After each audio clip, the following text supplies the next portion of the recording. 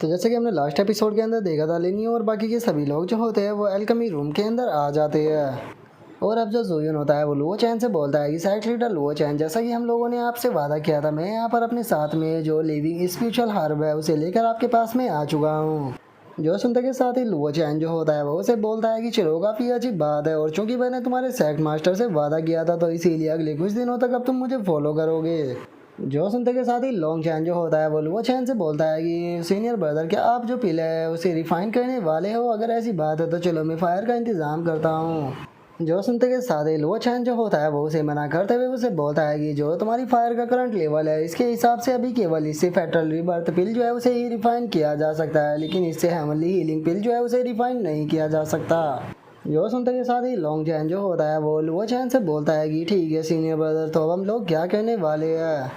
जो सुनकर लुओ चैन जो होता है वो फैटी से बोलता है कि फैटी एक काम करो, वेदरवुड फॉरेस्ट के अंदर जाओ और वहाँ से जाकर मेरे लिए कुछ वेदरवुड ट्री जो है उसे लेकर आओ। जो सुनने के बाद जो फैटी होता है वो भी ओके बोल के वहाँ से निकल जाता है। जिसके अब हम थोड़ी देर बाद का सीन देखते हैं, जहाँ पर कि लकड़ियाँ वकड़ियाँ सब आ चुकी होती है, और अब पूरी तरह से तैयारियाँ हो जाने के बाद लुओ चैन जो होता है वो लॉन्ग चैन से बोलता है कि ठीक है लॉन्ग चैन, अपने फायर का इस्तेमाल करने के बाद ये लकड़ियाँ को जलाना शुरू करो। जो सुनते के साथ ही जो लॉन्ग चैन होता है वो भी ओके बोलकर अब अपने काम को करना शुरू कर देता है, जहाँ पर कि हम देखते हैं कि काफ़ी अच्छी फायर जो होती है वो फर्नेस के नीचे जल चुकी होती है।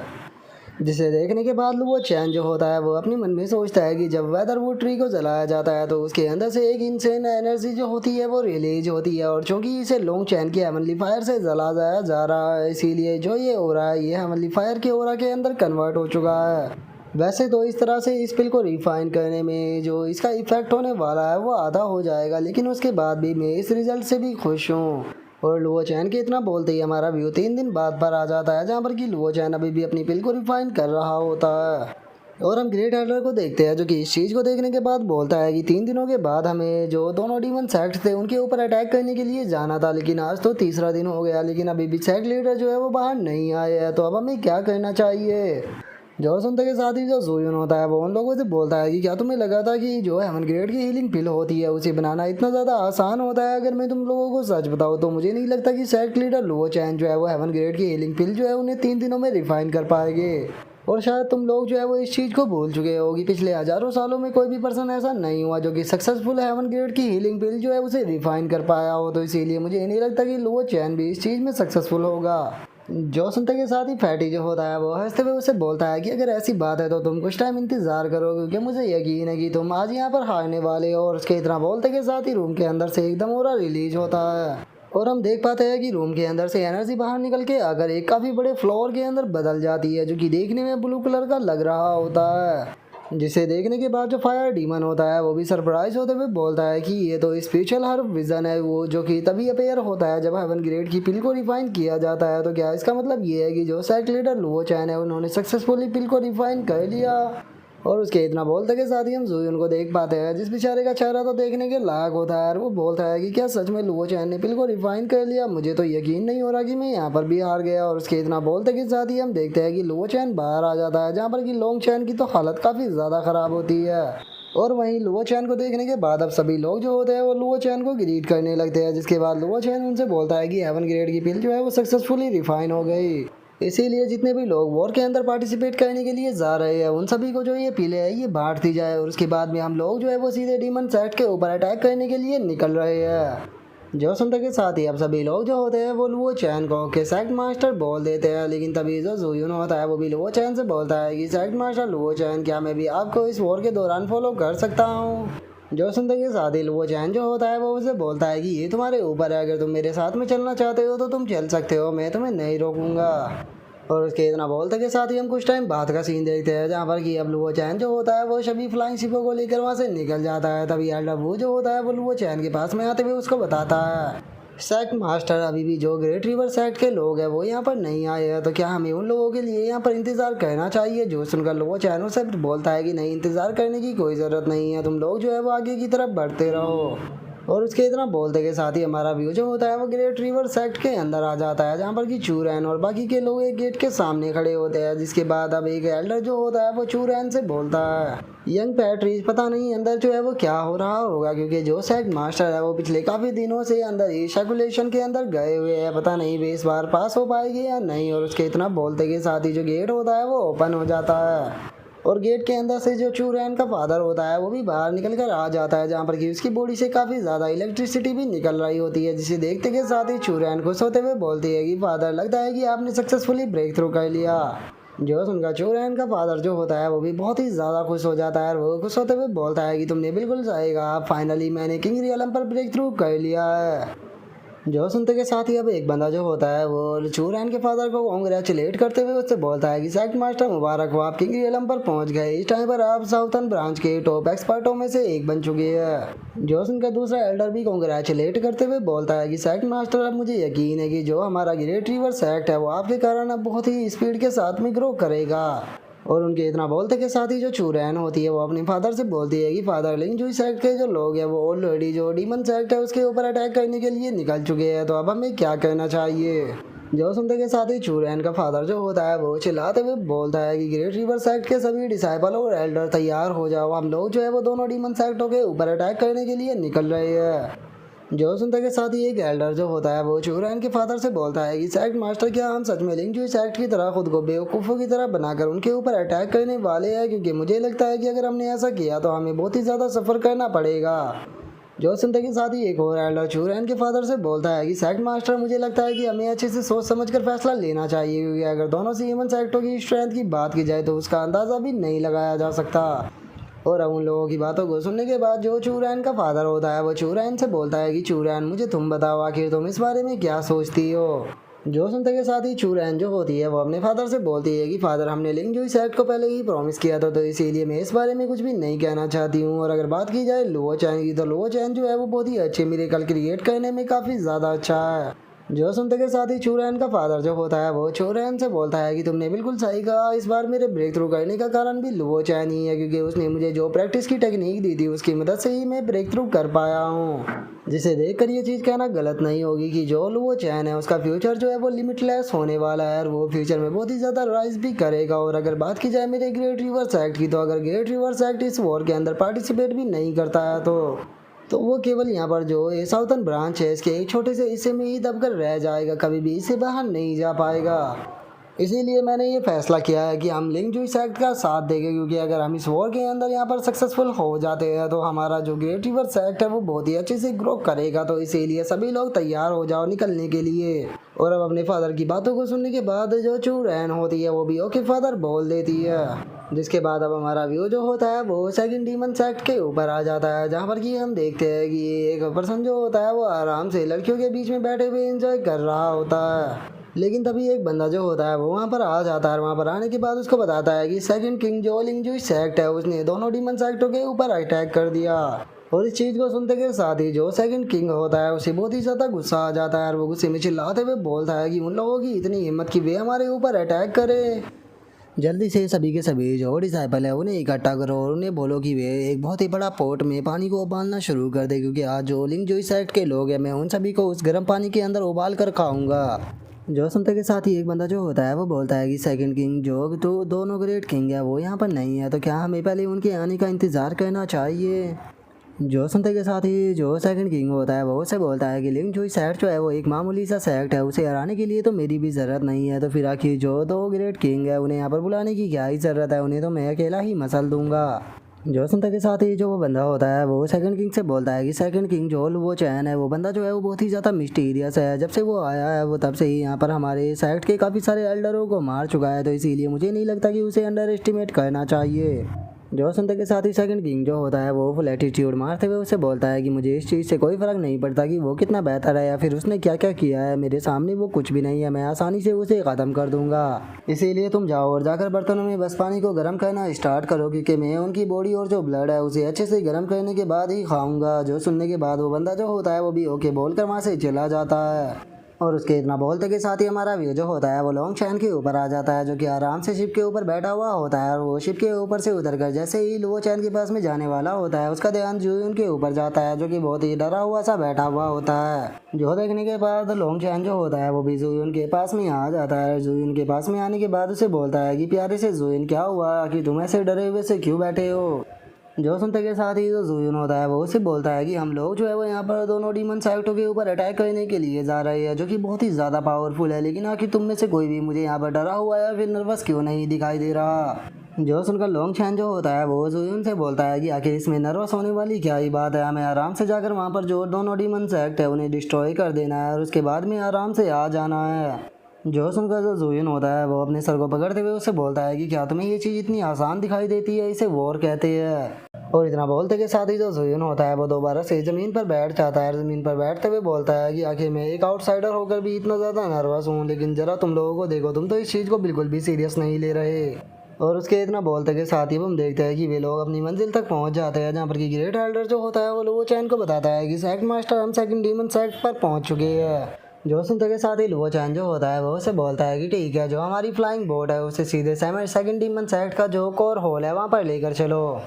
जो सुनते के साथ ही ग्रेट एल्डर भी काफ़ी ज़्यादा शौक हो जाता है। वो शौक होते हुए बोलता है कि सेक्ट लीडर, अगर हमने इस तरह से कोर होल के ऊपर जाकर अटैक किया तो हमें वे लोग जो है वो चारों तरफ से घेर सकते हैं। जो सुनकर लुओ चैन उसे बोलता है कि इससे कोई प्रॉब्लम नहीं होने वाली, मैंने जैसा कहा है बस वैसा ही करो। और अब इस चीज़ को सुनते के साथ ही तो जो बेचारा जुयून होता है वो और भी फनी तरह से रोने लगता है। और वो रोते हुए बोलता है कि सब कुछ खत्म हो गया, ये तो सीधे ही यहाँ पर फ्लाइंग बोट को कोर एरिया के अंदर लेकर जा रहे हैं। अब तो यहाँ पर ये चीज़ ऐसी हो गई जैसे कि आत्महत्या करना हो। अगर मुझे शुरू में ही पता होता कि यहाँ पर इस तरह की चीज़ें जो है वो होने वाली है तो मैं कभी भी तुम्हें इस चीज़ के लिए फॉलो नहीं करता, या फिर मैं अपने लिए प्राइवेट शिप लेकर आता। पर ना तो मेरे पास में कोई प्राइवेट शिप है और ना ही यहाँ पर अब बचने का कोई दूसरा रास्ता। और उसके इतना बोलते के साथ ही हमारा व्यू सेकंड किंग के ऊपर आ जाता है, जो कि अपनी तलवार को अच्छे से धार लगा रहा होता है। लेकिन तभी एक बंदा भागते हुए उस जगह पर आ जाता है। वहाँ पर आते हुए सेकंड किंग से बोलता है कि सेकंड किंग लिंग सेक्ट के लोगों ने अटैक कर दिया। जो सुनकर जो सेकंड किंग होता है वो भी हंसने लगता है। वो हंसते हुए बोलता है कि चलो, और भी अच्छी बात है कि वे लोग जो है वो जल्दी यहाँ पर आ गए, क्योंकि अब मुझे खाने के लिए ज़्यादा देर जो है वो इंतज़ार नहीं करना पड़ेगा। और अब इस चीज़ को सुनते के साथ ही वहाँ पर खड़े हुए डीमन सेक्ट के जो डिसाइबल होते हैं वो भी काफ़ी ज़्यादा खुश होने लगते हैं। और वे खुश होते हुए बोलते हैं कि देखना वे सभी के सभी यहाँ पर मारे जाएंगे। जो सुनकर एक और बंदा बोलता है कि हाँ बिल्कुल, उनमें से कोई जिंदा बचने वाला नहीं है। जो सुनकर तीसरा बंदा बोलता है कि मैं इस चीज़ को शर्त लगाकर कह सकता हूँ कि वे हमारे डीमन सेक्ट का जो गेट है उस तक भी नहीं पहुँचने वाले। और उसके इतना बोलते के साथ ही अब जो सेकंड डीमन होता है वो वहाँ से जाने लगता है। वहाँ से जाते हुए बोलता है कि ठीक है, चलो चलकर लिंग साइड को क्लियर करते हैं। और उनके इतना बोलते के साथ ही एकदम से जो जगह होती है वो जोर जोर से हिलने लगती है, जिसे देखने के बाद किसी को कुछ समझ नहीं आता। और हम देखते हैं कि एकदम से जो छत होती है वो भी टूटना स्टार्ट हो जाती है, जिसे देखकर सभी लोग बोलते हैं कि यहाँ पर आखिर हो क्या रहा है। और उनके इतना बोलते के साथ ही लुओ चैन की शिप जो होती है वो वहाँ पर आ जाती है, जो कि वहाँ पर आते के साथ ही उस पूरे पैलेस को ही तोड़ देती है। और हम देखते हैं कि जो सेकंड किंग होता है वो भी मलबे के अंदर से निकलकर बाहर आने लगता है। और बाहर आने के बाद चिल्लाते हुए बोलता है कि आखिर इतनी हिम्मत किसके अंदर आ गई जो कि सीधे आकर मेरे सेकंड डीमन सेक्ट के मैन होल के ऊपर अटैक कर सके। और उसके इतना बोलते के साथ ही हम देखते हैं कि और भी काफ़ी सारी शिपें वहाँ पर आ जाती है, जिन्हें देखने के बाद जो सेकंड किंग होता है वो भी थोड़ा सा शौक हो जाता है। और वो शौक होते हुए बोलता है कि क्या ये लोग जो है वो लिंग जुई सेक्ट से है। और उनके इतना बोलते के साथ ही जो वो चैन होता है वो सेकंड डीमन सेक्ट को देखते हुए बोलता है कि अच्छा, तो ये सेकंड डीमन सेक्ट है। पास्ट में जब लिंग जुई सेक्ट पावरफुल हुआ करता था तो इस जगह पर वो अपने मोस्टरों को कैप्चर कर रखा करता था। और अब लुओ चैन के इतना बोलते के साथ ही जो सेकंड किंग होता है वो लुओ चैन को देखने के बाद गुस्से में चिल्लाते हुए उसे बोलता है कि तुम्हारी हिम्मत कैसे हो गई मेरे सेकंड डीमन सेक्ट के मैन होल को इस तरह से डिस्ट्रॉय करने की। और इतना बोलते के साथ ही वो सीधे लुओ चैन के ऊपर अटैक करने के लिए जाने लगता है। लुओ चैन के ऊपर अटैक को करते हुए बोलता है कि मैं तुम्हें जान से मार दूंगा। जो सुनने के बाद अब डीमन सेक्ट के डिसाइबल भी चिल्लाते हुए बोलते हैं कि सेकंड किंग इसे जान से मार दीजिए। और उसके इतना बोलते ही हम देखते हैं कि जो सेकंड किंग होता है वो एकदम से लुओ चैन के सामने आ जाता है। लेकिन तभी जो ग्रेट एल्डर होता है वो सेकंड किंग के मुंह पर आकर एक खिंचाकर लात मारता है, जिसका जो सेकंड किंग होता है वो भी सीधे जाकर जमीन पर टकराता है। जो देखते के साथ ही अब लॉन्ग चैन, फैटी और जो एल्डर वो होते हैं वो दो तीनों भी फाइट के अंदर उतर जाते हैं। और वे नीचे जाते हुए बोलते हैं कि चलो अब फाइट करते हैं। और इतना बोलते के साथ ही जो एल्डर वो होता है वो सीधे जाकर एक डिसाइपल के ऊपर अटैक को कर देता है। और वहीं जो लॉन्ग चैन होता है वो भी एक डिसाइपल को लात मारकर काफ़ी दूर फेंक देता है। और अब हम थोड़ी देर बाद का सीन देखते हैं जहाँ पर कि उन तीनों ने मिलकर बहुत सारे डिसाइबल जो होते हैं उन्हें जान से मार दिया होता है। जिन्हें देखने के बाद जो लोंग चैन होता है वो बोलता है कि जरा देखो तो ये डिसाइबल जो थे वो खुद को डीमन सेक्ट का डिसाइबल बताया करते थे, लेकिन अगर इनकी स्ट्रेंथ की बात की जाए तो इनसे ज़्यादा पावरफुल तो हमारे सेक्ट के नॉर्मल डिसाइबल है। और अब इस चीज़ को सुनते के साथ ही वहाँ पर खड़ा हुआ एक डीमन सेक्ट का डिसाइबल को बहुत गुस्सा आता है। वो चिल्लाते हुए बोलता है कि तुम्हारी हिम्मत कैसे हो गई ऐसा कहने की। और इतना बोलते के साथ ही अब सभी डीमन सेक्ट के डिसाइबल अटैक करते हुए बोलते हैं कि इन सभी को ख़त्म कर दो।